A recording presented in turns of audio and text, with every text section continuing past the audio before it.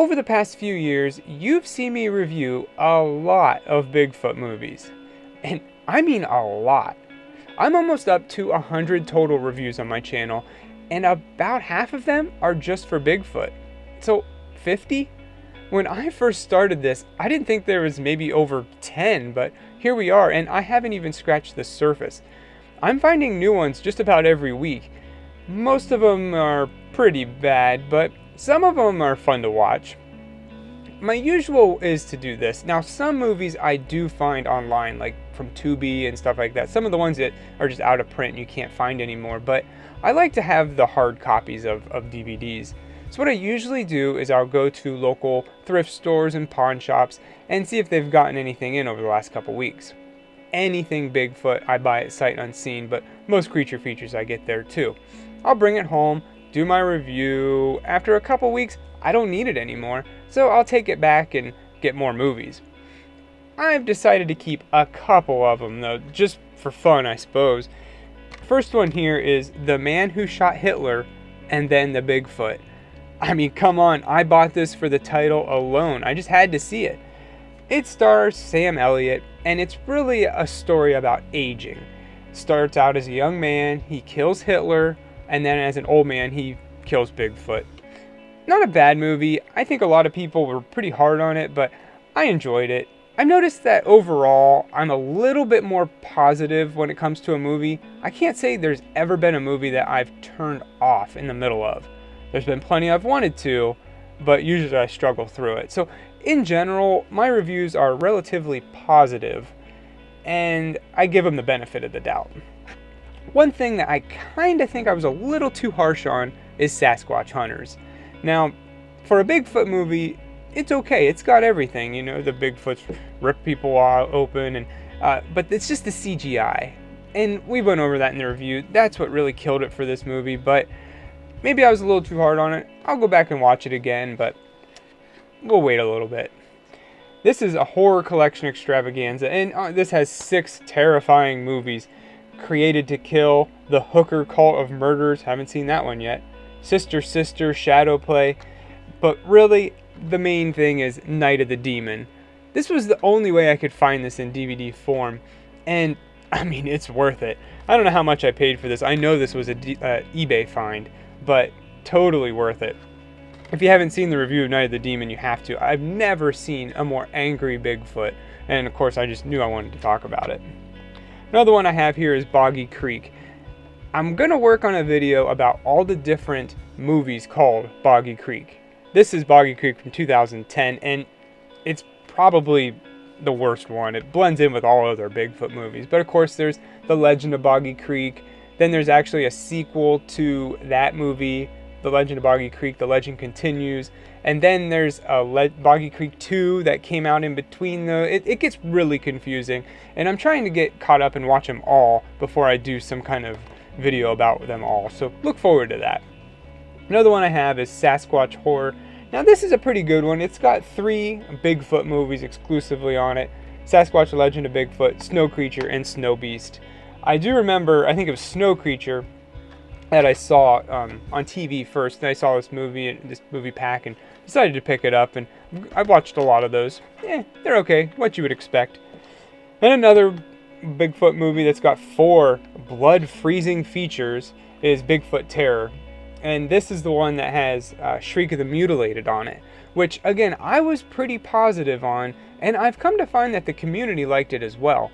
It's a unique, creative idea that's not just Bigfoot ripping people open in the woods. It actually has some cannibalism and a cult, and it's different. Bigfoot, I guess, technically isn't in it. Spoiler alert, it's just a guy in a suit, but I don't know. It's one of those movies that I've watched a couple times. I wouldn't mind seeing them remake it. But that's the only reason I keep this DVD around. Creature from Black Lake. So I've talked about this. I think I said this is the great granddaddy of Bigfoot movies, and I still stand by that. This was another one that I know I bought on eBay, so I paid a little bit more for it, and I of course want to keep it, but it's a good movie. If you haven't seen the movie in full, you should definitely check it out, but at least check out my review. And the last Blu-ray that I have is Willow Creek. Now this one has a pretty interesting story behind it. It stars Bryce Johnson and Alexi Gilmore. That's basically the only two characters in the movie, and it was written and directed by Bobcat Goldthwait. Now, I actually got to meet all three of these people at the Bigfoot Conference set many, many years ago. It was a ton of fun. That was probably the last great Bigfoot Conference that I've been to. This was at Salt Fork Lake in Ohio, and they were all there doing autographs, selling the DVD, and I got to meet with them, talk to them. Now, I've since learned that Bryce Johnson is totally into this. He is the star in Expedition Bigfoot, and he has a podcast, Bigfoot Collectors Club, that I really like. It's a lot of fun. He is the real deal. Him in this movie is him in real life. And I've also heard that Alexi is the same way. She's a skeptic. She doesn't believe in it. But it's kind of cool to know that these people actually believe in this. They care about it. It's their thing. And, meet them, get their autograph and stuff. It's a cool story. Check out my review. Of course, watch the movie.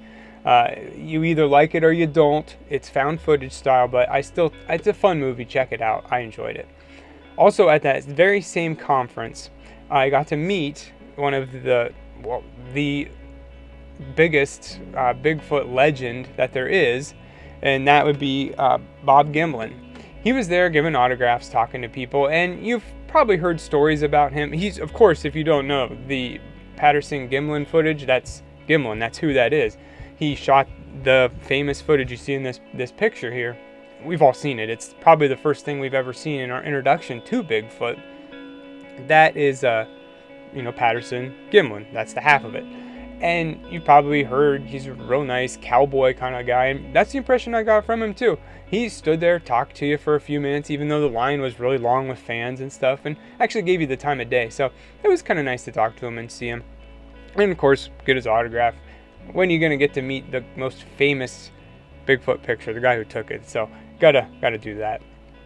Another thing I've got here is my Bigfoot area sign. I've actually seen these in the wild before, but this was a gift I know from my dad. He had it hanging up in his house and he gave it to me. He likes to go to all these conferences with me. We walk around, we go to vendors' tables, meet famous people. It's a lot of fun. We go every year, again, to the Salt Fork Bigfoot Conference. So if you're ever in the area, I'd recommend going, at least stop by and say hi. I have another friend here that made this, which is just one of those wall art things, but of course you got to have a Bigfoot theme to it.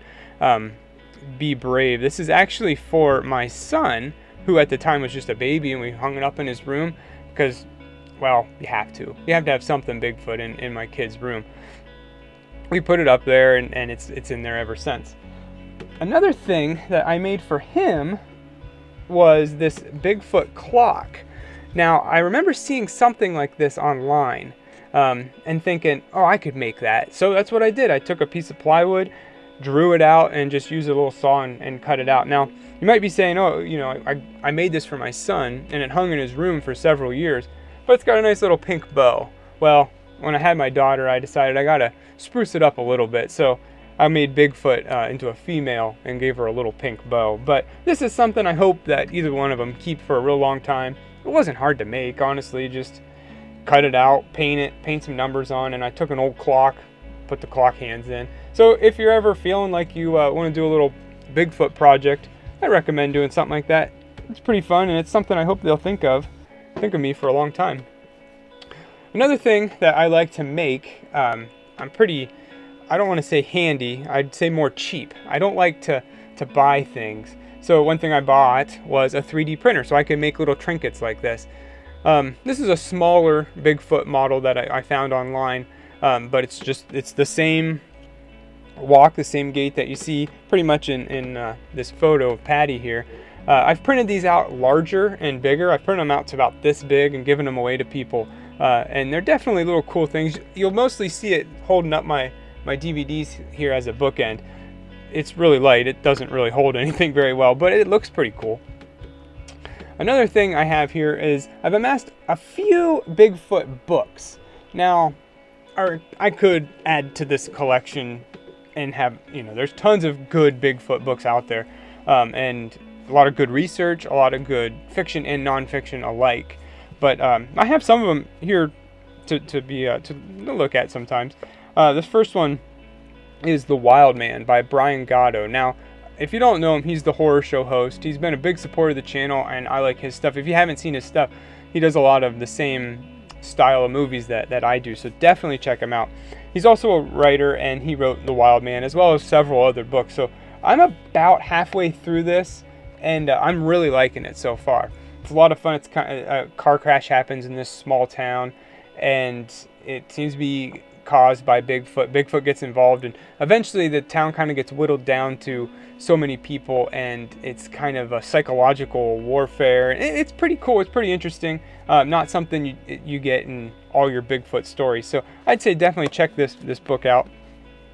Another one that I got as a gift, which I guess isn't really Bigfoot, but is this Mythical Monsters book. Now, I think my parents got this at a garage sale for like 50 cents, and it's worth every cent of that 50 cents. Look at that artwork. It's so cool, and it has a bunch of little facts. It's easy to digest and go over, and of course, it's got Bigfoot in it. So I've looked at this. It's a lot of fun. It's got little did you know. Many people who have shot the Bigfoot from point blank range report the creature seems invulnerable to gunfire. Yeah, like no crap. That's stuff we see all the time. But it's pretty cool to see in those books, and the pictures are just full color. It's a lot of fun. Another book I think they picked up again in a garage sale for 50 cents is this Finding Bigfoot Animal Planet book. And again, it's the same kind of thing. Full color pictures, a lot of research into this. There will be sometimes that I'm doing research for a video and I'm like, I don't think Bigfoot has any enemies, for example. And here's a whole paragraph about how Bigfoot's an apex predator and that it doesn't have any enemies and stuff. So a really interesting, informative book. Again, if I don't want to Google it, if I don't want to search online, I'll look at this book. I've read it a couple times. It's pretty good. Another thing that's pretty obvious here is this giant Jack Link's beef jerky mug, and you usually see it up here in the corner, and if you notice, I'll sometimes switch it from the happy, mild side over to the angry side. It's just random. I have no rhyme or reason to it. It's just something fun to do. This was actually won at I used to work at a gas station that had these out on the counter, and I don't know, they put a raffle in and put all our names in, and I won the cup. I've never once drank out of it, but I just can't throw it away. It's just, I guess because it says Sasquatch on it. Another gift that I've gotten from my parents is this concrete Bigfoot statue. It says welcome across, and I leave this outside on the front steps. It's pretty small, but it does get a lot of attention. I know my son always says hi Bigfoot as we walk right past it. So, you got to train him really young, show him what it's all about. And that's about all the Bigfoot stuff that I've accumulated over the years. When you fall into this world, it's hard to claw your way back out. And to be honest, I wouldn't want to. I've met a lot of people either online or at these conventions that we started to become friends because of Bigfoot. And they've developed into lifelong friendships, all because they told me their Bigfoot encounter and I told them I had an interest in it as well. Keep your eyes peeled for little knickknacks like this, either on the shelves or on the walls. I'd like to switch it up and always keep it interesting. If you have any ideas for movies you'd like to see me do, Bigfoot or not, please let me know in the comments. It's an ever-growing list, and I'll never run out of movies. But that's okay. It's fun, and I enjoy doing it. So, if you enjoy the channel, like, subscribe, do all that stuff, but most importantly, thanks for watching.